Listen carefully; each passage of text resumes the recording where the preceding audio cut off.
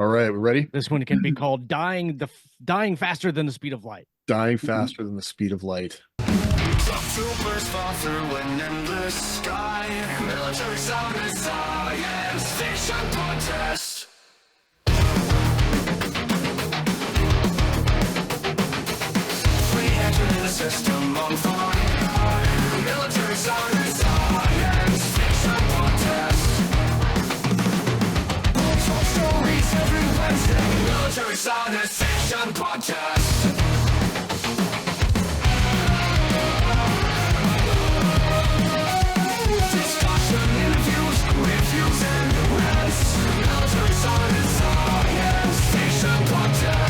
All right, well, welcome to the Military Science Fiction Podcast. We are four veterans who are crazy enough to become writers, and we're here to talk about what makes great military science fiction, the greatest niche within a niche of any fiction, any speculative fiction.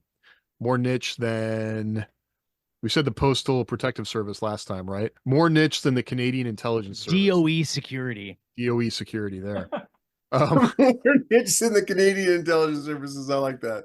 All right, on board is Rick Partlow, author of more than 70 novels 70. Now. I got to update our screed, including Contact Front and the Drop Trooper series, and Taken to the Stars. Jeffrey H. Haskell, author of the Grimm's War series, as well as the Wraith and Arsenal superhero series. Josh Hayes, author of the Valor series, and operations manager, head of thriller acquisitions, all things editor for Athon Books. Badass. All around badass at Athon Books, keeps them afloat. I just do a couple things. Few things. And I'm James F. Sarin, author of the An 14 Sentience War series and Galactic Law series. So between the four of us, we bring more than 100 novels written, although most of that is Rick. More than 30 years publishing experience. On the military side, we'd be retired by now if any of us had stuck around. Join our Discord. Tell us how much you love us. Today, we're doing our first movie review, and we're going to talk about Aliens, 1986. Yes. Yeah. Can we listen? Can we cut that last part out of the intro because that hurts my feelings every time you say it. Every time you say it, we would have been retired by now. I would have been retired 3 years ago by now if I would have stayed in. We just need to cut that whole part out. Just cut it out. Does it make you feel old? 15 years. Yes. There's no danger I was going to retire from the military. One of my good friends just retired as a colonel, and it just kind of boggles my mind because I remember when we were stupid captains, although he was much better than me. But you mean captain? I thought you just got to lieutenant. No, I was a captain. I finished command and then bounced. Crazy. That's awesome. Yeah. One of my buddies captain and you bounced. There's a whole story I can tell you about. One of my buddies made it. He was an E3 when he was an E4. I was an E5. I got out as an E5, and he was a senior airman at the time. And now he is retiring as a senior, so an E8. I'm like, yeah. Man, an E8 retirement. You want to talk about something that makes you feel old? My son is about to be promoted to E6. Nice. I mean, I look back at pictures of the first sergeant in my first unit, who I used to think of as like this crusty old guy. And he looks like a young man to me now. He's like 35, right? Yeah. He was like 35. I think. Yeah. He did have gray hair. That brings up a good question. Which kind of plays into the whole aliens things with Apone. Yeah. Well, yes, but when I was an E5, and so I supervised some troops, and I remember thinking that I had it figured out. Like, I know what I'm doing in terms of like this. I'm the old guy here. I've been there and done different things or whatever. And now looking back on it, I was only like 26, 27 at the time. Like, that's crazy to me, thinking that the 26, 27-year-old in my mind, like, I was the guy that was in charge and I was the guy that knew how to do things. And that was almost 20 years ago. And that's crazy to me that at 26, you're put in that kind of a position. But you also crazy to me that like a 30-year-old is that's midpoint in your career for a lot of people. And by that time, surely you're going to be up there in the supervisory standpoint. It's just crazy how young, like when you think about it, how young our military actually is in terms of experience and, all of that. 7 platoons and 205 people at the largest size of my battery. And now I look back at that and just think like, you were stupid to even take that on. But just what they trust people with, I mean, is... Right. Yeah. I think about my old company commander And at the time, he seemed like he was much older, but now I've realized he was like late 20s at the Right. oldest. And I'm there gonna was bring this around to aliens in a really clever way. okay. Oh, Yeah. do it, Jeff. All of the actors who portrayed the privates and PFCs and corporals in Aliens were in their 30s. But this is the Foreman, Nice. who was a lieutenant, who would have been like 24 at most, was 36. Yeah. This is the Colonial Capone was the Marines, though. oldest at 45 when that movie came out. This is the Colonial Marines, though. We don't know what their promotions are like. Well, yeah, but we also know 30-year-olds don't enlist in the military often.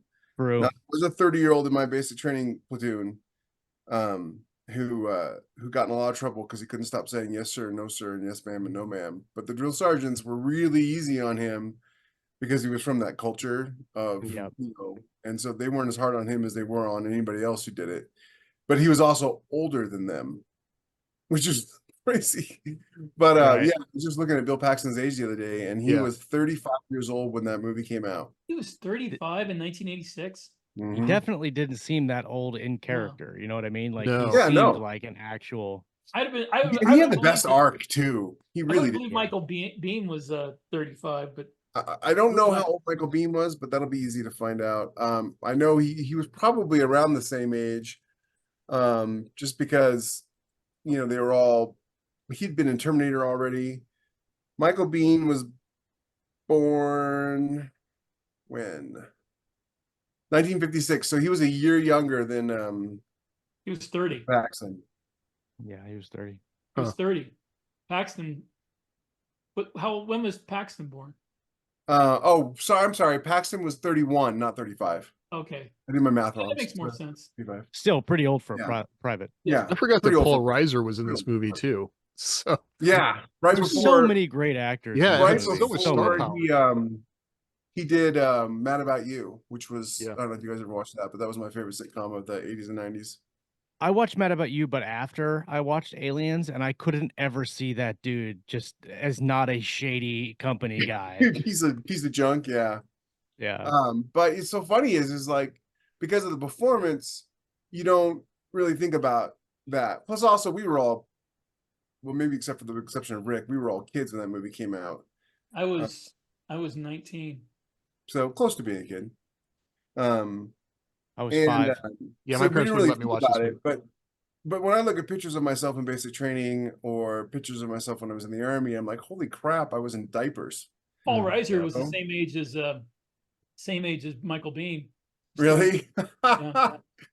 But he seemed older. Maybe we should start this conversation out with our first experience watching the movie, because I remember exactly where I was and what I was doing, because I was in the summers, we used to go to my uncle's house, and we would spend a week at my uncle's house, like just kind of farting around. Like we'd drive his riding lawnmower, mow his grass, and help him cut down some trees or go fishing or whatever. But it was our like week-long summer vacation away from my parents. And that is where we watched all of the movies that we couldn't watch at my parents' house. And so like we watched Jurassic Park there for the first time. We watched all of the Alien movies. And I mean, we couldn't have been more than, I don't know, 11 or 12, maybe 13 when we were watching these movies. You watched And Alien and Aliens because there's only 2 alien movies in my opinion. There's half of I a like fourth one that got leaked. I like Alien 3. I am like the only dude that likes Alien 3. Not even in the entire director world. likes Alien 3, by the way. I know he doesn't. I know, but I liked it. And only I think I liked it because I love David Fincher's directing. But he said the studio basically stole the movie from him. And yeah, Well, the studio and Sigourney Weaver, because she didn't want to do any more Aliens movies. And then of course she did Aliens 4, which was written by Joss Whedon, and I really liked because almost all of the mercenaries in Aliens 4 were also in Navy SEALs and in Clear and Present Danger. the only problem with Alien 4 was right up until the ending. Was the creature design of that last hybrid thing. Yeah. And the sex between Sigourney Weaver's character and the aliens. Right. Yeah. Anyway, for I watched Getting Aliens. back to what we're here for. Yeah, I watched Aliens at my uncle's house at the summer. Me and my brother and my uncle, and I remember we had a kind of a a marathon. We watched the first one and then the second one and then the third one. And I remember not liking the first one. Just, for me, it was old at the time for me. I mean, it's a classic now, but I liked Aliens just because of the action and the military aspect and all of that. And I just remember wanting to watch it over and over and over and over again. We watched it on VHS, and absolutely enjoyed it, and couldn't ever watch it at my house. So every time we went back to my uncle's house, I had to pop it in and watch it when we went back. When I was a kid, ratings were suggestions, and my parents mostly ignored them. Mm. But believe it or not, an R-rated movie in the early '80s was not nearly as foul or as bad as an R-rated movie True. today. But it's almost like the opposite is true. Like you get like a PG movie in the '80s, there might be like one bad scene, but a PG Mhm. movie today would have been rated R in the '80s. Well, For sure. I wouldn't say that. I would say that because if you remember, like Jaws was rated PG. Yeah, it's Uh, rated R now. I think back before the creation of the PG-13 PG-13. rating, Yeah, PG movies really pushed the envelope a lot. yeah. And Well, our some of movies, them did, but our movies were, I having lived through that too. Our movies back then had a lot more stuff than our movies do now, and it seems like different stuff though. different Like, stuff. Yes, an R movie in the '80s would have been full of maybe bad language and violence, but there wouldn't have no, been our movies in the '80s had lots of nudity and sex. I was going going to to say Yeah. lots of nudity. Yeah, Lots I of was gonna no, say there because were- there was a lot of psychological stuff in even PG movies that was like messed me up as a kid that I wish I Well, had like, seen. like if you look at like Aliens, I had Aliens is nightmares rated after R. watching Shitty Chitty Bang Bang, and that was rated G. Wrong kind of bang bang. No, it was the one because it was the kid. There was the kidnapper with the net and the messed up nose, and him peeking through the basement window when he's hunting for the kids. I had nightmares for weeks after watching. Oh, but I remember where I was because my dad took me. We were living in Alaska at the time in Ketchikan, and my dad took me and my brother to go see it in theaters. And I had seen Alien at home on TV, and I like Josh. I didn't really like it too much. I kept waiting for them to pick up guns and shoot the alien. Mhm. Instead of running and screaming and walking down obviously dangerous places to get killed and eaten alone. Right. they were like oil rig workers, so they Yeah, they were. And but I remember sitting in the theater watching it, and we had a really crappy theater in Ketchikan, 600 seats, slightly slanted kind of theater where like when you walk your feet squelch because Ugh. they never clean the floors. Yeah. The funny thing is though the thing that got me the longest time was I watched Aliens in theater and then I watched it on VHS, and the VHS movie was different and it always bothered me. Oh, it was edited. And I kept telling my brother, like, where are the robots? Where are the robots? And it wasn't until 30 years later when the extended edition came out that they put the robots back in, the sentry guns. Oh, And the initial right, theatrical release, the sentry guns were in the movie. I And then don't they took believe them they out were for the in the whole release initial for some reason. theatrical release. Huh? I don't think they weren't. I don't think They were in the one I saw they were because in I the knew about V- them. They were in the VHS copy, I think. No, though the home release didn't have the sentry But guns. they were in it. cut out of the theatrical release. Not the one I saw, which is common back then because people would send movies out, and the further the movie had to go, if any changes happened, they would happen, after their initial release. But I saw the sentry guns in theater, otherwise I would have known about them. And it wasn't until the extended release came out on pay-per-view or not pay-per-view on demand, like 10 years ago, that I was like, finally I get to see the sentry guns again. I saw. But I remember watching that they were in the movie. deleted scenes in the Blu-ray, I think. Yeah, 86 is a little bit before Blu-ray.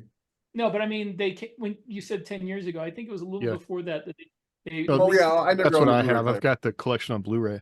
Yeah. But Yeah, no, I've never owned a so when my Blu-ray wife and I player. started dating, we watched Alien and Aliens because she said that I didn't remember the first time I'd seen it, but I watched it with her because she's a bigger At fan home than or I in the am. theater? And I knew that I was No. with the right At woman. home or in the because theater? She was an Alien fan. It was at home, but Okay. I mean, we had a nice TV. But I was like, okay, I'm with the right woman. She likes aliens, so we're good. But And she's not even into man, like, I remember like loving the Marines, loving the attitude, Apone, everything, and to the point where I was really sad. I was really sad when they all started dying because I wanted a sequel that just had them in it. Forget, everybody else. I just wanted to see the Colonial Marines again. And Well, I I think just looked up, reference your sentry guns really quickly. I looked up and both of the references that I found said the sentry guns were not in the theatrical release. That's what I heard my whole life. But again, I knew about them before there was a VHS extended edition, before there were deleted scenes, before there was Berenstain internet. Bears or Berenstain Bears. Well, I mean, the Yeah. scene, it was one thing I Nice. was going to bring up actually was with the sentry guns, like they keep cutting to the, like one thing I think this movie does really well is actually there's so many constraints on the weapon systems that they have. Like the sentry guns are potentially going to be, could save them, but then they keep cutting to the rounds dropping and how fast they're dropping. And so everything about like is raising tension all the time where we maybe have a weapon and even the fact that bullets will take down the xenomorphs, but we don't have enough bullets. And I thought that's something this movie Yeah. does really well throughout. Like there's always The some kind counter, of the tension. counter on the sentry gun. Yeah. Well, just you can Uh, see how fast they're losing ammo, yeah. and it's not going to save. Well, getting to where I saw it, I was in college, and pretty much at that point in my life, being under 21 and not having a fake ID, most of what I did for entertainment was going out and seeing movies. So it came out, and I saw it in the I can't remember the name of the theater. It was at a theater that no longer exists anymore. It actually got torn down maybe a couple of years later. And I went by myself because everybody else was busy that night. And then I went back. I saw it, I think, like 6 times in the next month because I just really loved the movie. And what I loved about it the most, I think, back then was the atmosphere, Mm-hmm. because it had the kind of grimy Blade Runner atmosphere. That I hadn't seen Alien in the theater because it came out. I don't know how many. It was like 77 or 78. 77. I was like 10 or 11 years old, so I saw it like on VHS, but I don't think that the atmosphere came through as much on tiny TV screen. But I really love the atmosphere. I love the Colonial Marines, like Jeff. I couldn't get enough of that. And I've never, ever been more disappointed by a movie in my whole life than I was by Alien 3, because there was like Dark Horse Comics where the aliens went to Earth, and there was like this really cool story that Michael they told. Hicks and Yeah, Newt Hicks and leading Newt the on resistance. Earth. Yeah. And Ripley comes back and they fight the aliens on Earth. It's such an awesome story. Totally ignored it.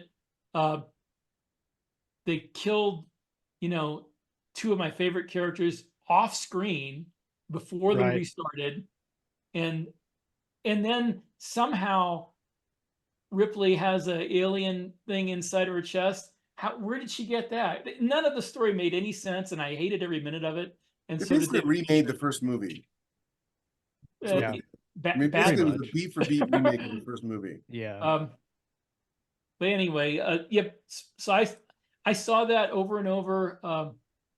Honestly, I went and watched Alien 3. I actually watched Alien 4, and at some point I got to the point where I could not watch any of the movies anymore because of what they'd done to them in 3 and 4, and I never go back and rewatch the movie. I've never watched any of the new ones because I haven't watched any of the new ones, but I don't go back and watch the first 2 even. It's just like me, soured the whole thing for me.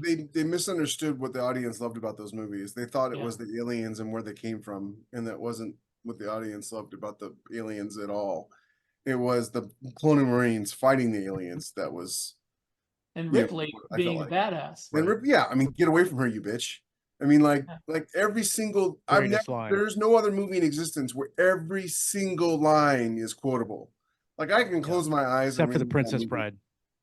Except for the Princess Bride, because I'm not left-handed either. Ah.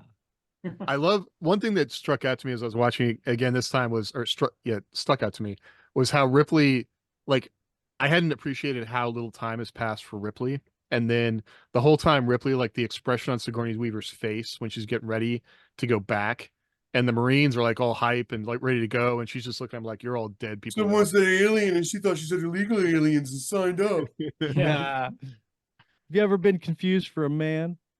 No, Have if you. you? So one thing I was curious to hear what you thought about. Like, what do you think about the fact that, okay, we have the Colonial Marines, they're badass, but we match them up with civilians, and the fact that you're dragging civilians along, and they introduce like the little girl, and Sigourney Weaver's there, although she's badass, but Paul Reiser's there. Like, they have people that like they're constantly vulnerable. Like, do you think that made the story better because we had to, like, basically, like, the xenomorphs are almost, you can't defeat them, although they are, but now we've kind of hamstrung our military a little bit by having them drag along these I other thought people they have to protect. I thought that it was a very good way to ramp up the tension from two distinct civilian outlooks. Like, one, in Sigourney Weaver's point of view, she knows what they're going into, Mhm. and she knows that they're going about it completely wrong. But they believe that, I mean, they're experiencing this, right? This is what they do. So what she is telling them is wrong to them because they have experience. And then you have Paul Reiser, who is just looking at the financial benefit of whatever they can do, and he's pushing them and wanting them to do things against what they're trying to do. And so you have like three converging uh ideas of how to deal with a problem, and they're all different and they all battle with each other. And I thought that the scene that really drives this point home is when they get to they're underneath the power plants. I can't remember what they called them in the movie, but Fusion, the reactor. The terraforming, the atmosphere Yeah. plant. The atmospheric reprocessing plants. They're underneath those, and they say, if we fire in there, they're going to light them up. And so that's, now you're hamstringing your people by not being able to shoot guns. Fleeing And then units only. yeah, and she's telling them to leave, and the Marines are kind of stuck in the middle. Like, they're just kind of trying to do the best that they can. Speaking of quotable And then lines, I Paul Reiser, this whole plant is basically one giant fusion reactor. right. So Well, so and what? then she, she's like, get them out of there. And she like grabs a headset and she's yelling at them, obviously breaking military protocol, and she's a civilian and doing all that. And that one scene like wraps those three ideas and creates like a great synergy of drama that has really nothing to do with the aliens, even though it has everything to do with them. But it's the three human converging ideas that conflict with each other was awesome, in my opinion. And that's the moment where Ripley becomes in charge of the mission too. Yeah. Think about it, because every decision made after that is Ripley's decision. I thought she Right. became in charge of the mission the second Gorman froze up and she drove. Yeah, that's the scene. That's the Yeah. scene he's talking about. That's that's the whole. Yeah. My favorite. I also. Oh, go ahead. No, go ahead, bud. One of my favorite scenes involving the civilians, and also involving Hudson, because to me he had the biggest character arc, is when they're in the med lab and what's his face, Paul Reiser's character, put the aliens in there. Yeah. And the Marines bust in, right? And they shoot the window and Hicks dives through. They're all jumping in to help Ripley. And Newt's like, Hudson! And he's like, kid! And he grabs and he saves her.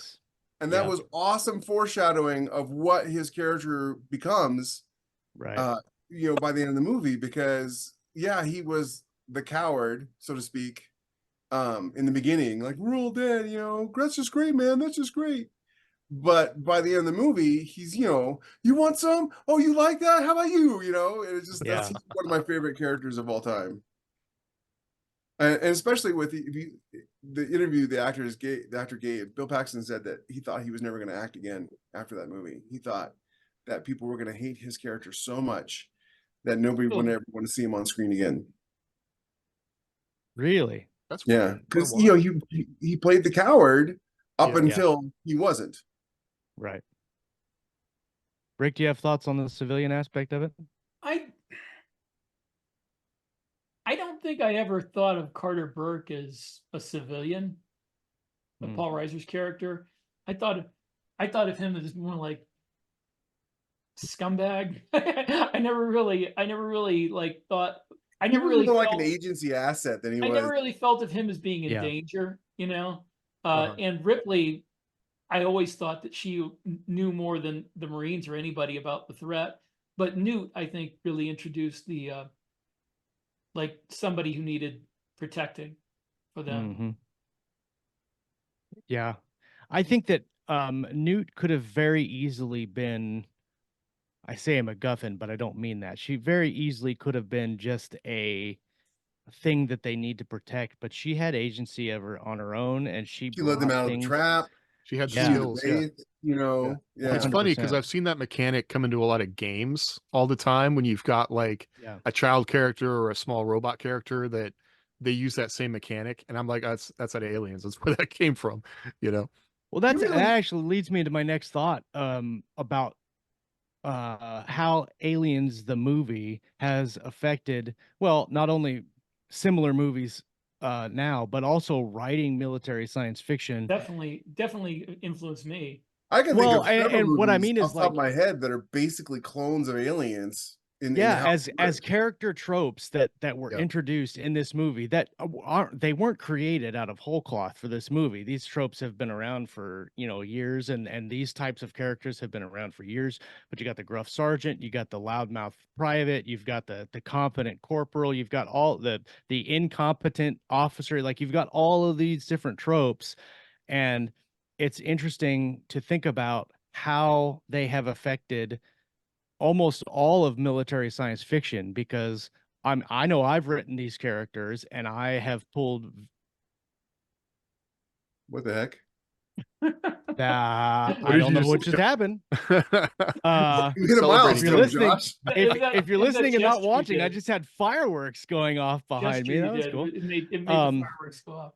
but how much these tropes have like really affected like military science fiction in terms of character generation and tropes that people are looking for, and that's the nostalgia aspect, right? Like I think guys like us, our age group, the stuff that we're interested in, if you're reading military science fiction, Aliens is like the military science fiction Golden movie. Goose right there. And if you're reading characters that give you that nostalgic feeling from watching Aliens, that's even if the story's mediocre, the characters, if you do it right and they are like, oh yeah, this is like Hudson, or this is like Hicks, yes, I love this, or even Apone.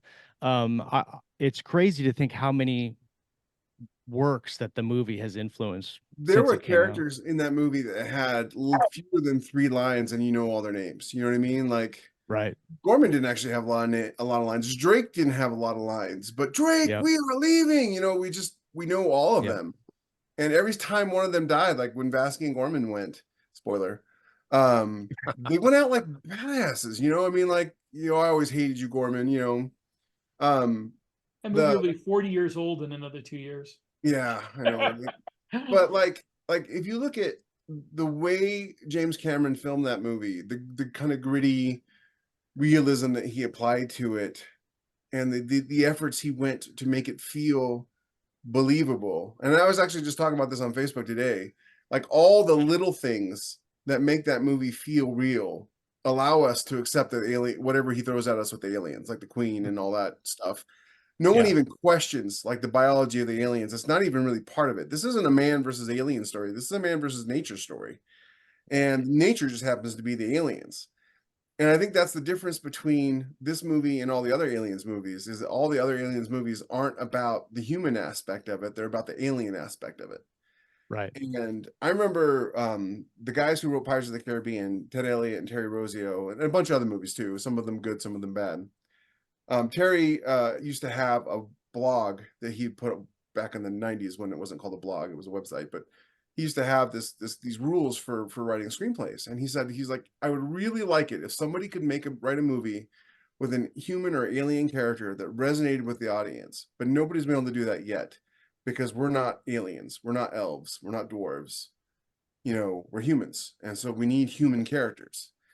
And I feel like just another movie, Lord of the Rings, nailed it. You know what I mean? Like it gave every character in that movie, whether human or not, an aspect of humanity. And that's kind of the way you have to do it.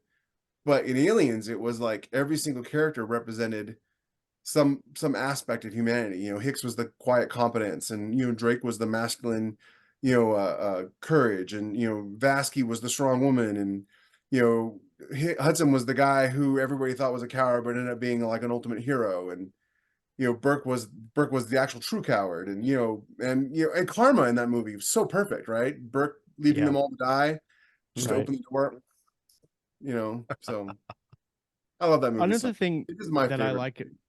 I liked about this movie, and obviously it says something about the time that the movie came out, but just like we've talked on previous episodes before, like um, this movie,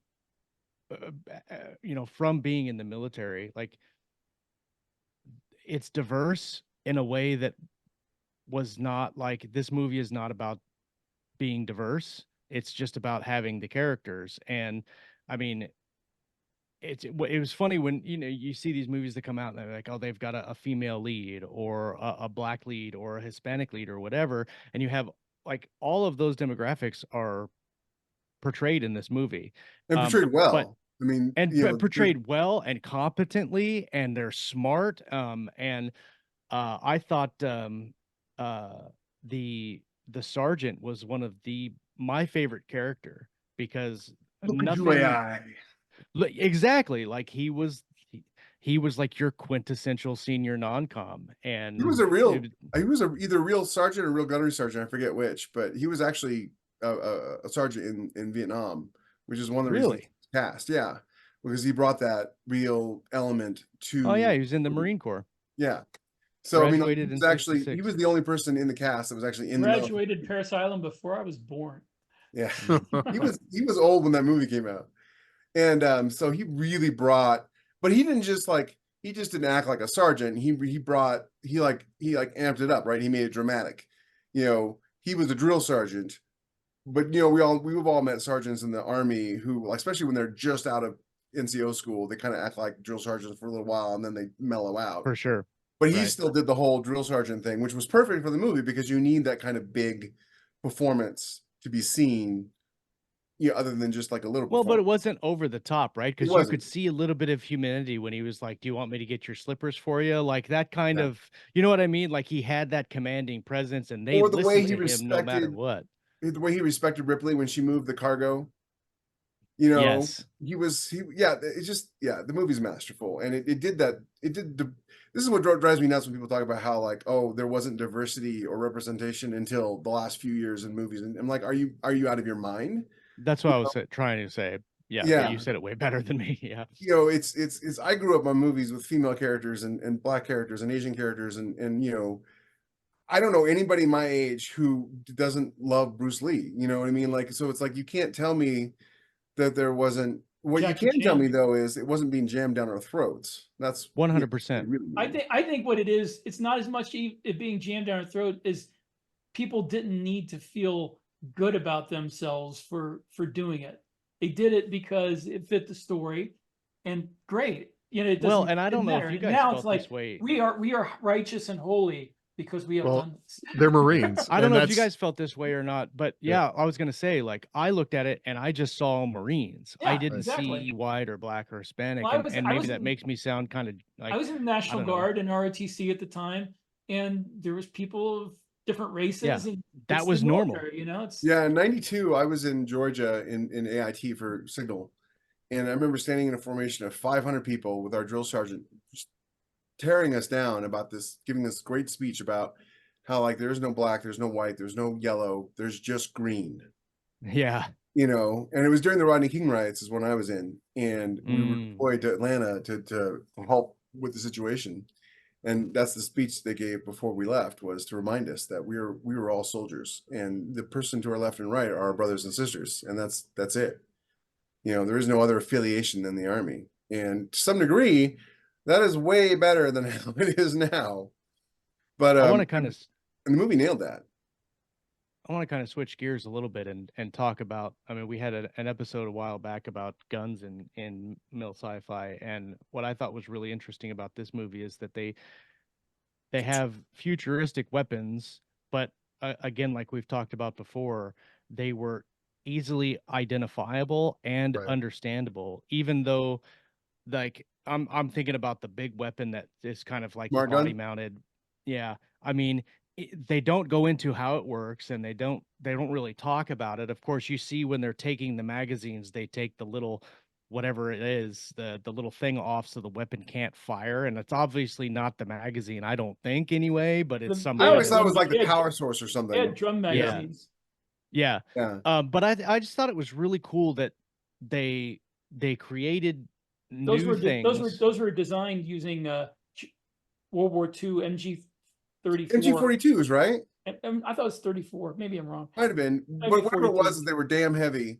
And they Yeah. actually, those smart suits, those smart gun mounts were actually the camera mount. Steady But they, cams. yeah, they Yeah. look like Yeah. camera mounts, dolly mounts. Yeah. That they designed specifically for that movie. Now, and James Cameron has a history of designing technologies for movies, and that's one of the things that he designed was that Steadicam for those guns. I really What I was, also liked I was about really those impressed guns, by the rifles they used, because it was something that you didn't see a lot in science fiction movies back then. It was current technology that people were extrapolating out, and it was something that like they were talking about in the military. Like, yeah, in the future we'll have like a 10 millimeter light armor piercing explosive rounds. well, no, it's those are Caseless.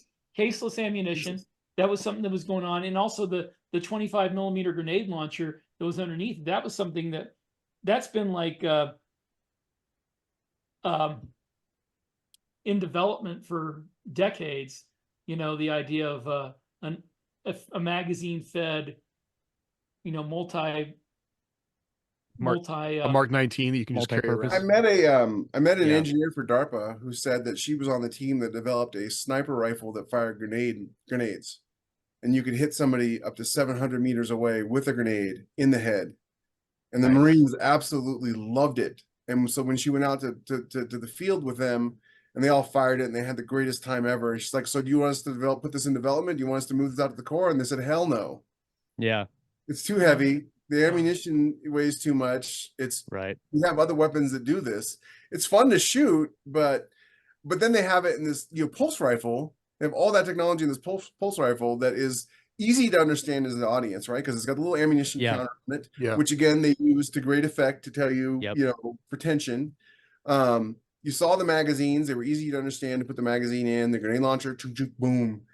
And it's just even the pistols. The pistols looked futuristic. I don't know what specific pistol they used for them, but they had like a. Well, the one that Gorman used was a HK VP-70.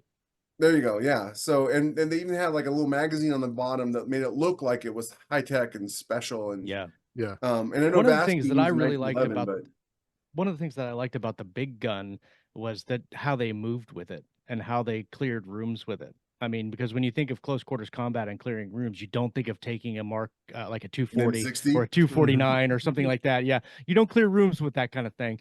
But the way they like moved, turned and it up also like this to get yeah, I mean they came down and they swept with it, and they even the way they walked, of course, it is so you have balanced the load and all of that.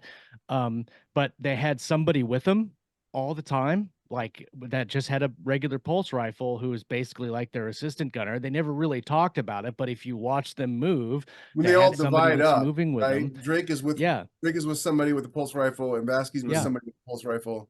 Yeah. No, I thought that was really like ingenious that not only did he come up with interesting weapons that were recognizable, but that he thought about, or someone thought about, the tactics in which they would be employed in that specific scenario.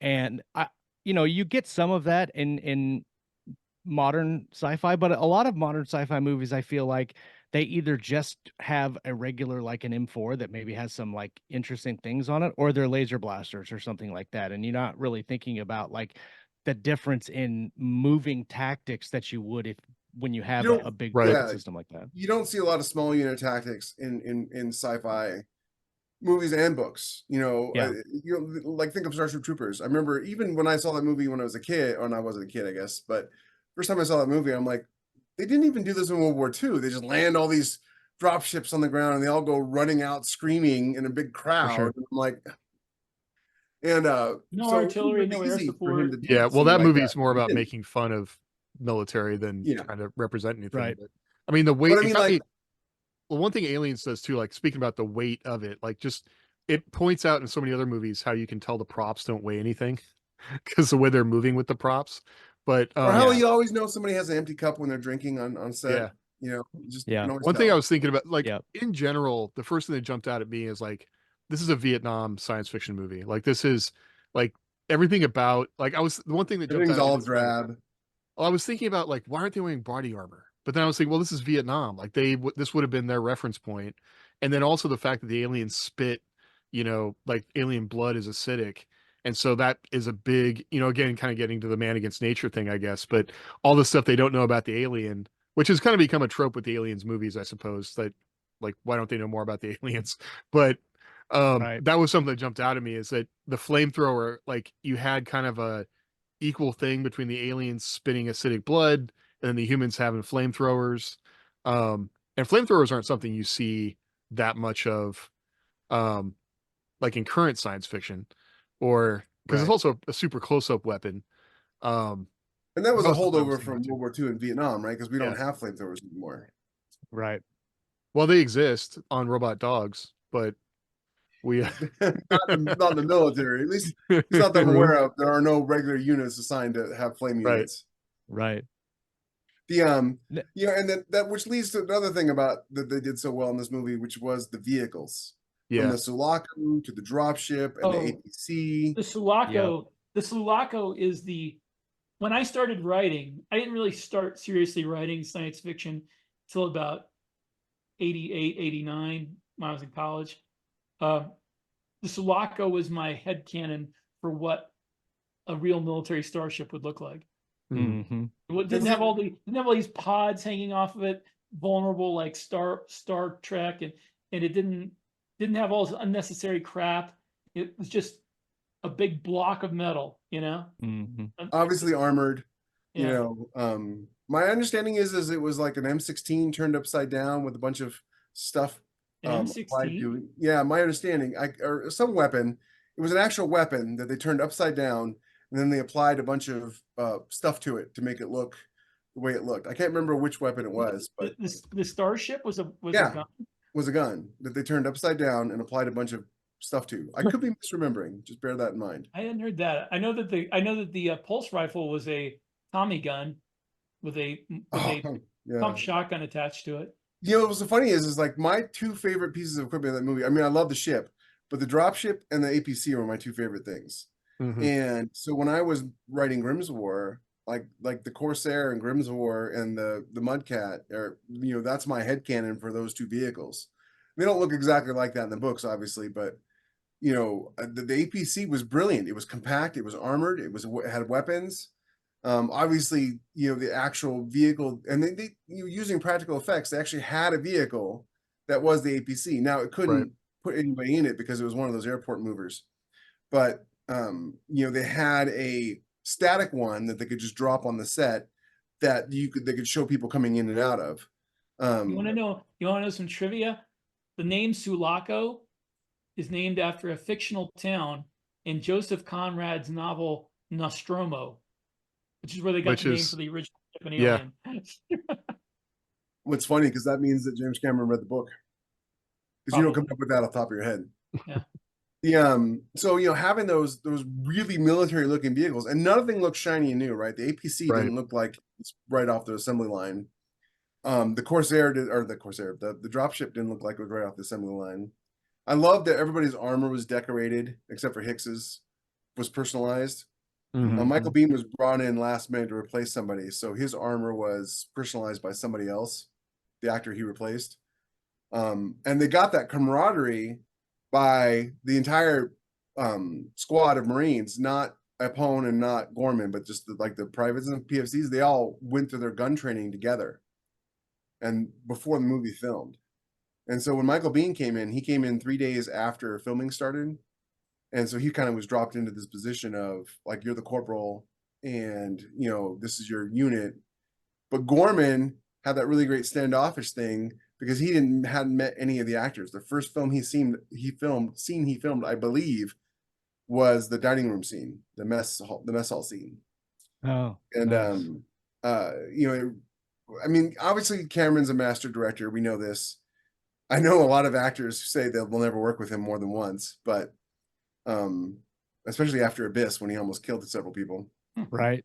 But you know, all the decisions that he made making that movie have permeated and affected science fiction in all mediums. And the funny thing is a lot of decisions he made were accidents.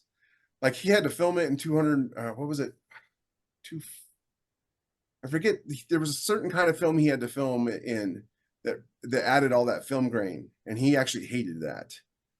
But it gave the movie such great atmosphere. The darks were not abnormally dark; they were all grainy. And yeah, just, to me, that was just perfect. One thing that I don't know who's responsible, but it always struck me. Yeah, it struck me too, Rick. Oh no. Womp, womp, We'll never womp. know. One detail that jumped out at me the last time I watched is that like none of the bulkhead doors have windows when they're in the terrible position, which I was like, and they all what? make that great noise when they open. Yeah, but you can't see Yeah. like they close the door and then you can't see what's happening in the corridor.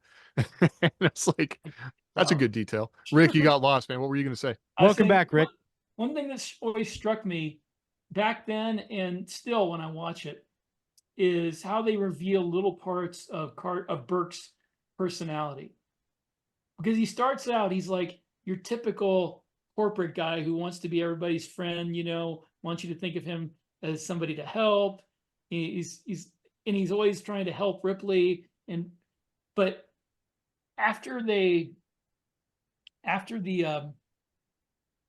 firefight inside the fusion reactor, when the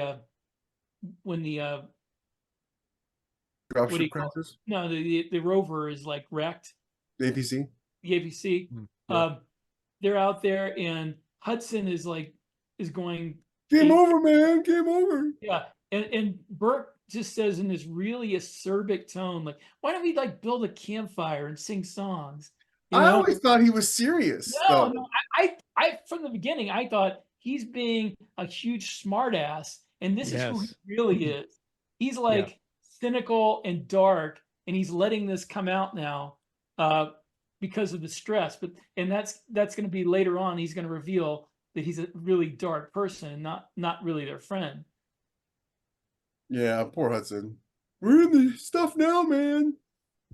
I love that scene. Well, I mean, again, even the little things about the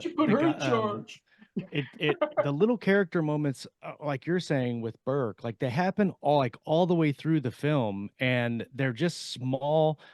Like when you talk about overriding a scene, and you put too much emphasis on something or whatever it is, like when they're dropping down. And I think just the drop down scene has impacted so many things because so many things happen. You got knives going down. Yeah, and no. I'm talking about like when they're the dropship landing, first falls. Like, initial when they're Yeah. and somebody's like, somebody wake up Hicks, right? But like how many different things are happening in that deal, and like Hicks sleeping on the drop says a lot about his character, and it was a one-liner, like a 2-second camera shot, and it says so much about his character. And how many of those little things have found their way into people writing books and writing movies now that are so good that they're like, you don't need to. I've stolen that scene whole yeah, same. I mean, well, it's true to life too, because there's just something about military vehicles that puts me to sleep. So I mean, I fell asleep in so many. Like I'd be going to whatever tense situation I knew I was going to get yelled at, and I'd still fall asleep. Just I slept the best in Humvees. We had people at airborne school fall asleep on the ride in the C-130 where they were trying to make a stick. So back in '92, when we were on the verge of war with North Korea, many times every year since, we were on a C-130 full kitted out. You know, I'm 19 years old, and they're talking about sending us to Korea. We ended up not going, but I mean, I fell asleep on the plane just because we were on the tarmac, the engine was running, you know, and yeah, so I get it, and so that scene always made sense to me. I mean, all the scenes, but you know, Hudson's bravado. We got knives, we got nukes. You know, the whole conversation between Vasquez and Gorman. How many drops is this for you, Lieutenant? 36 simulated. Yeah. simulated. Many How many combat Right. combat drops, you know? Right. too, Including this one. But You know, Like that's one of one the thing. thing. One thing that always struck me was they're on this warship with nuclear weapons, and the highest ranking officer there is a green second lieutenant who's in totally made charge sense to of me. nuclear weapons. Yeah. Totally I think made sense to me. one of the greatest things that this movie did, in my opinion, is put the lead, let's just call her what she is, Sigourney Weaver, Ripley's character is the lead of the movie. They put her in positions, and through working carefully in the writing process and the plotting process, put her in a position to be the final act. Like, she is the one that's going to go up against the queen. And it wasn't just a kind of girl boss moment where she's like telling all the men that they're stupid and she's going to go handle it. She's the only one that can go, and The only one she's going to left. go back for Newt. And she doesn't know what she's doing. She doesn't know what she's going to do when she gets there, but she goes anyway.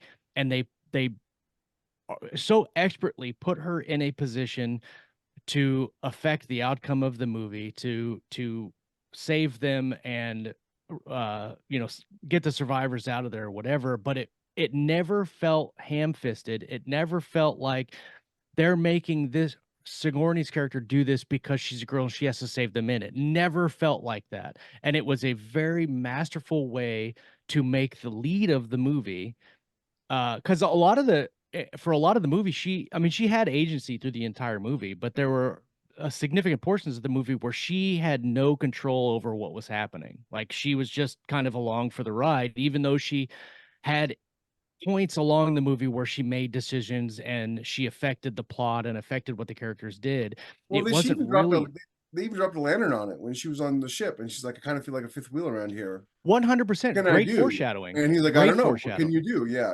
exactly. Yeah. So it's brilliant. The moment I she thought that- crashed that APC through the wall to save the Marines, there was no question that she was in charge, not just from the audience perspective, but from the Marines' perspective. For sure. Like in the scene where they're discussing what to do, and she's like, well, the Sulaco's armed with nukes. I say we take off and nuke the site from orbit. Nuke him from orbit. It's Yeah. And the he's only like, way. excuse me, but this is a whatever. And Hicks is like, oh, well, I say we take off and nuke the site from orbit. It's the only way to be Yeah. sure. Yeah.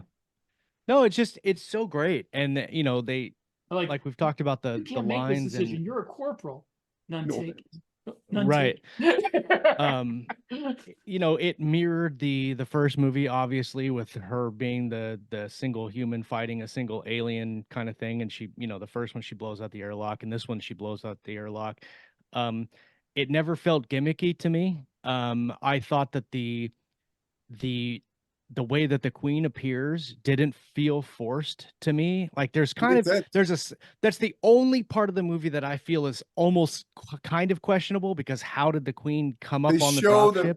They show the dropship blasting off from the It got caught on the gantry. from the thing, but it gets caught on the gantry. Yeah. And Sure. my understanding was they wanted to film a scene that showed the queen latching onto the dropship at the last second, but then decided that we would be better as a surprise. Yeah, Well, they did kind of pre-save that with conceivable. the alien, because there's an alien in the other dropship that takes it down.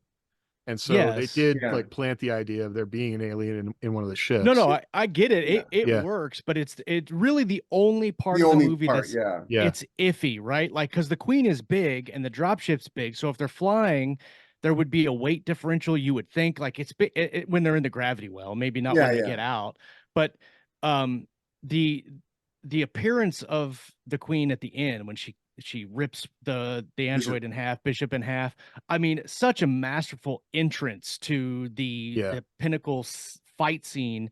And then Ripley, who thinks that she's safe, now has to scramble. And it was like the ultimate try-fail, where we're like, okay, we won. Oh, wait, we didn't win yet. And it didn't, when she gets, I think like we James said, it was Horner's score in that scene with the build-up noise, dun dun dun dun, and and the then practical even effect of the suit and the. I was thinking about airlock. when Ripley puts on the suit, like, even then she's still vulnerable. Like, she's still, like, you can see it. Like, I know they do it so you can see her face, but like I kept expecting the alien to like spray her with blood or something, or if like she's gonna get burned with acid. Like, I thought that was gonna happen. Like, it's just she's never completely safe until they kick the alien out into space. And then I still wondered, like, that alien's going to survive. Like, the Yeah. Well, alien's like even if you good. think about the scene where she's like crashing the APC through the processing plant, the alien jumps on the roof and bites through the window. They do a really good job of making sure that there's no place like they couldn't just huddle inside the APC and be safe. Yeah. Right. The aliens would get through. Like when they were breaking through those giant bulkhead doors inside the station, and they had to, so it was they did a really good job of that. So let me ask one Really question quickly, as I want to. we kind of look to wrap Yeah, up sorry. a Go little ahead, bit, James. but so this was sold as a horror movie, but we're talking about it as military science fiction. Like I I watch it never now and thought I it was a horror actually movie. I don't think of it as a horror movie. Um, Neither do I. how do you think of it? Or do you think is the horror just like combat is I horror? think And I think the first one was a horror movie, and it was very, very specifically made like a horror movie. Like It was the also close. very new for the time period. Yes. Mhm. Yeah. Nothing like that had I, been done before. I think I don't look at Aliens as a horror movie just because the the the action of the movie doesn't necessarily maintain or doesn't mirror what I think of a horror movie as, right? Like I think of horror movies as the first Alien. Even Alien 3, I think, is more of a horror movie than Alien 2. Regardless of whether you It like was it a or not, I horrible think movie. Alien 3 is more of a horror movie. And Yeah, I mean, so a is horror, Alien a Resurrection in quintessential. that. Let's just say, a quintessential part of a horror movie is that you have a helpless populace being stalked by Right, a killer, right. and you don't have that in Aliens. These guys have guns and they have right. equipment. They have knives and nukes. Yeah. And you don't really get the horror feel. Like there's suspense and there's tension but you know what the like in the first movie you didn't know what the alien was. Like you had absolutely no idea what to expect. And neither did the characters. And these characters, well, Ripley knows at least what to expect and she's been through it, but even the viewers have been through it. So they know what to expect. They know that there's going to be a chest burster. They know, what's going to happen to those people. And so it's kind of scary. There's a lot of tension, but it doesn't give me the horror vibe that the first one did. I recently got to watch this with my two older kids, John and Julia, who are 20 and 18, and they never saw Alien. They just saw Aliens. Now they had heard me talk about it their whole lives, right? Me and my brother quote this movie back and forth to each other constantly. We play Aliens Fireteam Elite, and I play Aliens Dark Descent. It's just like so. Aliens has been permeating their life pretty much the entirety of it. And they got from it was that it was a military science fiction thriller. You know what I mean? Mm-hmm. Not that it was a horror. There was no point where they thought it was a horror movie. Yeah. And they'd never seen the first one, so it wasn't like they had that to judge it against. They thought it was an action movie. What did you guys think about the when the special edition came out? Because I have the special edition and that's the one that I've watched. And so like we mentioned the Citry guns earlier, but there's also some beginning scenes with Ripley and her daughter. And there's a couple other scenes that are added in. I thought some of the scenes were kind of extraneous, like we didn't really need the Ripley thing. I mean, the daughter thing kind of gave you an emotional kick, but it really wasn't necessary. I But thought it made the whole business with Newt more meaningful. it did. It did. But I kind You of also I got got that that from the anyway. picture too. Yeah. Yeah. The only thing I think Um, the only piece of the extended edition I didn't really care for, and I felt like it was because the writing wasn't super solid, is Hudson gives this big speech that's really trimmed down in the dropship. In the extended edition, oh, right. he gives a speech where he says, "We've got you, Ripley," and then he talks about this other stuff, and then he says, "We've got you, Ripley," again, and I'm like, okay, so that's probably why that scene was cut down, trimmed Yeah. down, because it went on a little longer than kind of made sense because he started repeating himself and things like It's an that. interesting case study in if you're looking to make your writing tighter, to look at the special edition and then look at the theatrical release and then see like a scene like that, for instance, where maybe you have a scene in your book where it's could be trimmed down by a page or a couple of paragraphs or whatever to make it a little bit tighter, and you're still accomplishing the same thing. Because I felt like the extended edition is cool, but just the basic, the regular theatrical release did everything that the movie needed to do without they have some movies where they do the director's cut and it adds in things to make things Like 25 minutes more or whatever, and it's worthless. right.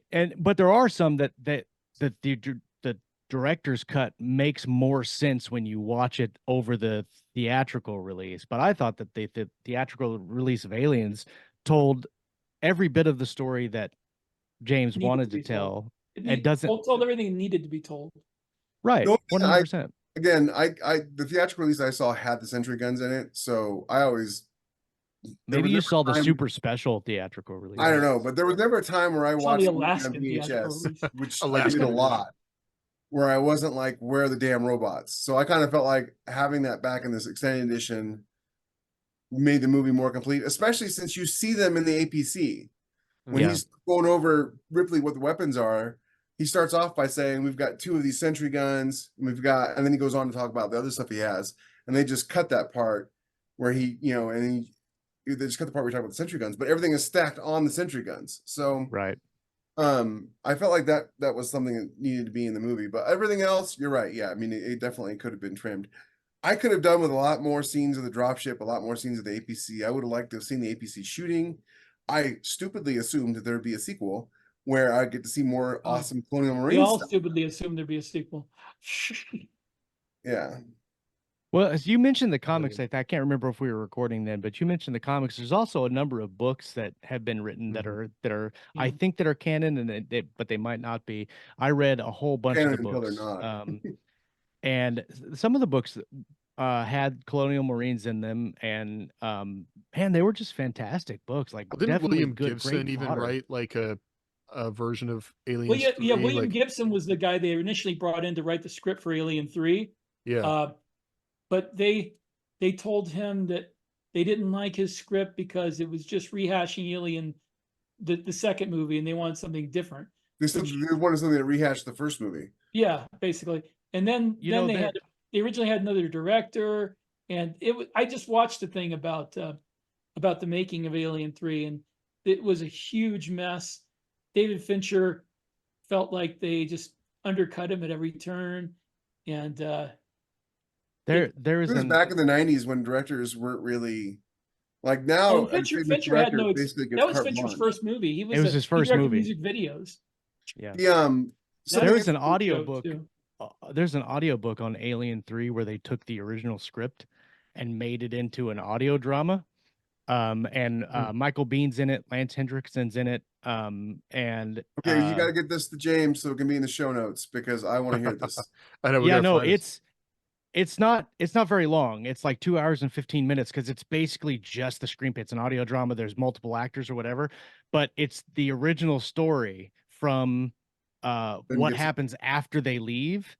And it's such a great story. It's a quick listen. It's very like it has the Alien feel. I can't remember the exact plot, but I remember liking it a lot. As a link note, as we're wrapping this up, there is a super extended director commentary, actor commentary version of Aliens coming out in June. They're doing a big thing right now where you can sign up and get your name in the credits. I wish I had the money to do it, but so in June of 2024, there will be like an even more like all the actors who are still alive have a commentary over the movie, and they give interviews and they talk about the different scenes they're in, and you learn that Vasquez wasn't Hispanic, and She wasn't. Yeah, because she was Vasquez was not Hispanic. The actor that played The Vasquez actress. is the She was actor that Jewish, played yeah. the mom in Terminator 2. That's the same actress. She's She's a Jewish, I redhead. think. And Yeah, she was the redhead. not- Yeah, no, she's not Spanish, but I would they never have chalk it up guessed to that. be. You wouldn't have known that. I would never Yeah. have guessed it. It was Rachel Dolezal. There Yeah. Anyway. would have been protests. She's a good actress. And there was like the oh gosh, what was the name of the pilot? Baskey. No, not Baskey. No. What's the name of the pilot?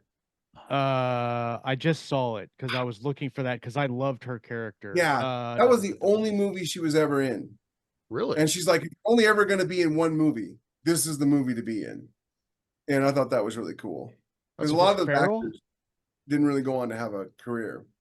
No, like Spunkmeyer was a great character, even though she died really quickly. Yeah. Um, And Frost. I love Frost. Wasn't Spunkmeyer yeah, the Frost pilot? was great.